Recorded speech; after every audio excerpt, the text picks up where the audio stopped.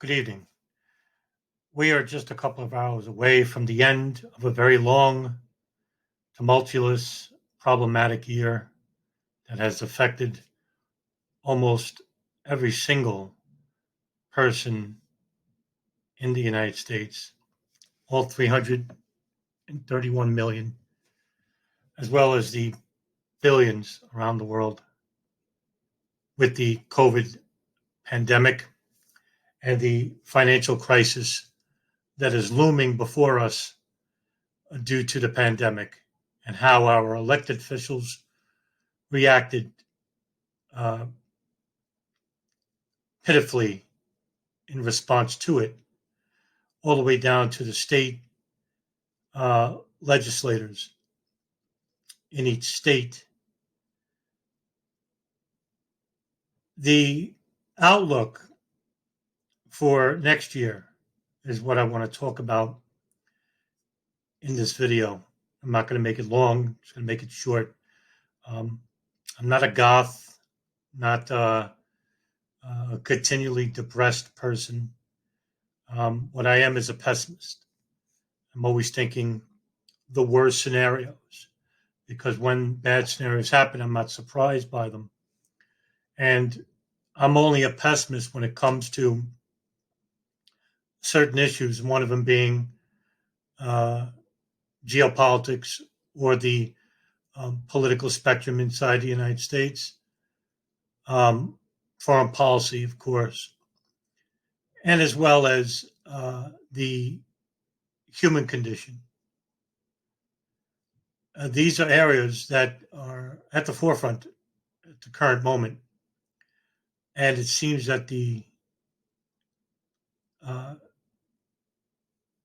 the facilitator of this boils down to separating us from ourselves and the financial factor that will come into play. It is not going to be felt right away, but it will be felt within the next 12 to 16 months. Just as with the 2008 housing crisis, we saw banks loan out billions and billions of dollars to people who they knew couldn't afford to pay it back during the early 2000s, and we saw the housing market crash. We will see a business recession in the next 2 to 3 years. Businesses that were affected by the lockdowns. I could say for experience here in New York, that is definitely the case, especially for the social sector, entertainment, dining, sporting venues that were affected. The small common man and woman who were affected by this to the tunes of billions just in this state alone. And those are jobs that can never come back. I don't see a lockdown ending anytime soon, even with the vaccines, which are slow to roll out. And that's another issue, which I raised a couple of videos ago. What can we expect for 2021? Because in the year 2020, the common theme from people I know are it can't get any worse. Yes, it can. Much worse. I myself will say that 2021 will be worse than 2020. And what do I mean by that? What do you mean by worse? It seems that a couple of factors are at play here for what's about to come. And it seems that in the last 24 hours, the State Department, led by U.S. President Donald Trump, wants to precipitate factors against Iran.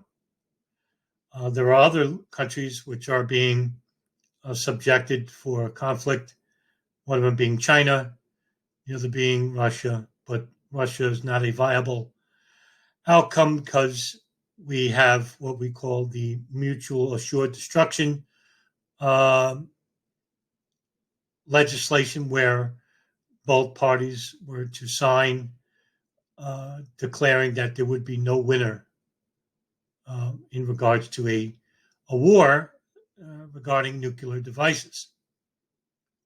Um, so I don't think that's something that's in the works. China, no, I don't think that's in the works either. China does have a large standing army because they require every citizen to be in the military. They do have a large army, however, but they are at a distance. Um, Strategically not viable for the United States. And ground wars are basically something of the past in this day and age. We're basically now in a technological uh, state of war. Drones, airplanes, naval ships. But as for ground war, something in the scale like World War II or even Vietnam, I don't think that's ever going to happen again. Um, so Iran, which is being pressured not just by some fascist nationalists within the State Department, but also the two very powerful lobbies, and that's Saudi Arabia and Israel. Saudi Arabia through the Gulf lobby, which is the oldest and richest lobby in the United States, and the AIPAC lobby, um, Israeli lobby, which is a politically powerful lobby, more politically powerful than the Gulf, the Saudi lobby. Um, they don't much in the way have much in the way of funding, um, like the Saudis, but they are very astute and literate in terms of using lobbyists inside the United States to manipulate not just Republicans, but also Democrats. The APAC conference, which is an annual conference, requires that most, if not everyone, within the House and Senate to attend. Those who don't get put on a list, and they may not see appropriate funding for their next election, or they might not get a push for a certain bill, what have you. And so that's how these lobbies operate. The Saudi lobby actually operates through money. They have billions at their disposal. The kingdom itself is one of the richest places on the face of the earth and home to some of the richest people on the face of the earth. Uh, and that's through, of course, oil. There's a lot of people in the State Department that have a vested interest with Saudi Arabia going back decades. And so when you have these two powerful lobbies, as well as the Pentagon, privatized military agencies, Academy, um, formerly known as Blackwater, and of course the Pentagon itself. These are powerful forces, as well as the intelligence apparatuses like the CIA, the Pakistan ISI, or the Saudi Makbath, or the General Intelligence Directorate. These are the agencies behind the scenes that are helping to manipulate the infrastructure within. And so that's just one area. And two, uh, the financial crisis in the United States, which is continuing to derail out of control. Again, this virus is not going away, and these vaccines are at a slow pace. And so by the time everyone gets vaccinated, if they all do, I know I'm not going to be one. I'm not an anti-vaxxer, but I'm very careful with this vaccine because it was rushed into production.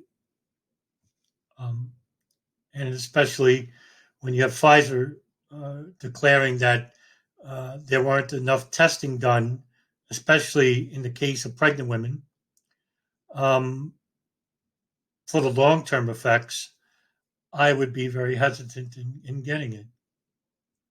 I've been very fortunate to not be sick this year, to be afflicted with the disease. And so I will hesitate in getting it for now. And of course, the political divide, which is polarized. Now it's almost a fanatic pace where, and I'll just call them what they are, fascists from the left and fascists from the right. And these are people who are basically ignorant about the political spectrum, which is the reason why they use violence, because they are confused and they are misinformed. And once you have this state of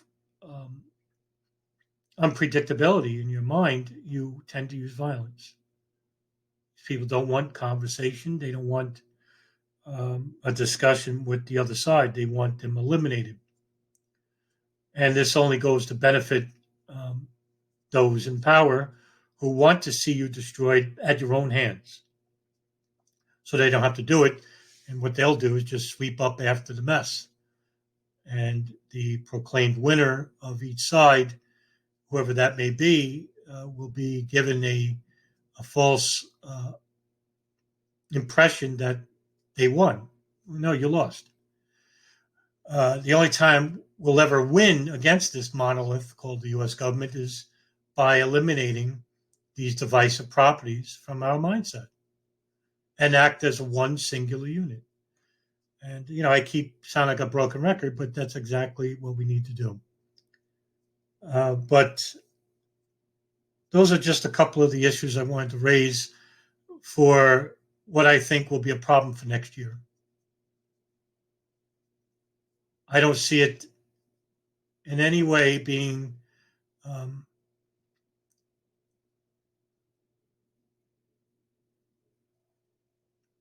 disappearing anytime soon.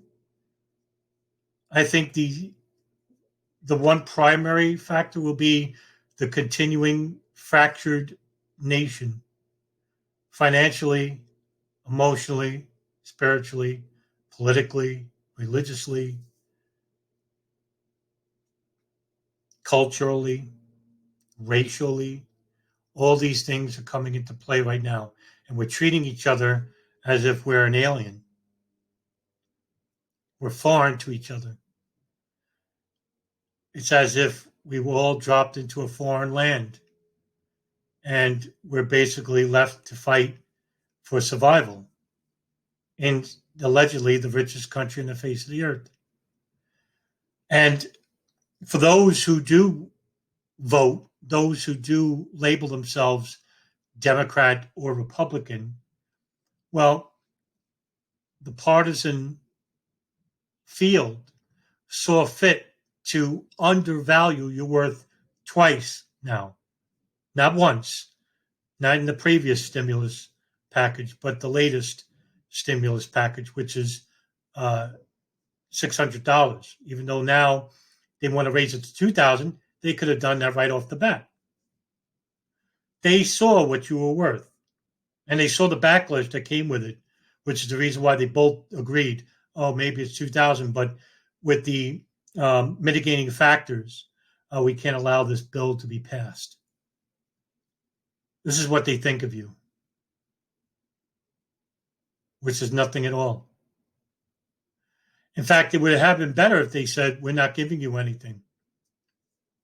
At least you know that they're telling the truth. Here, they're telling you $600 is a, how did Pelosi put it? Significant. To her, $600 is significant. That's how out of touch these people are with you. Now, you may say, well, I'm not really of the far right. I'm not of the far left, but I agree with certain things that they stand for. Well, they don't stand for you. They don't even know who you are. They do know one thing. They want you to vote for them continually. They want you to financially support them continually.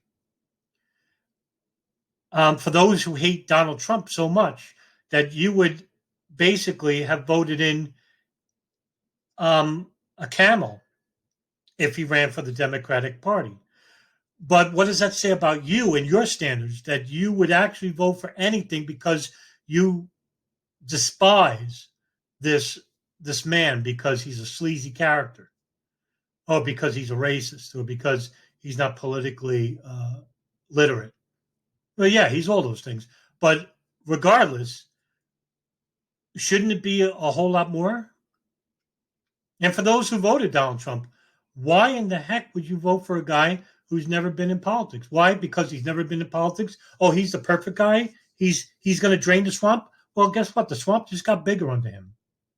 And it's going to get much bigger under Biden. And it will continually get bigger with each passing president, no matter who it is, no matter what party they favor. Because it's not Trump. It's not Biden. It's not Clinton. It's not Bush.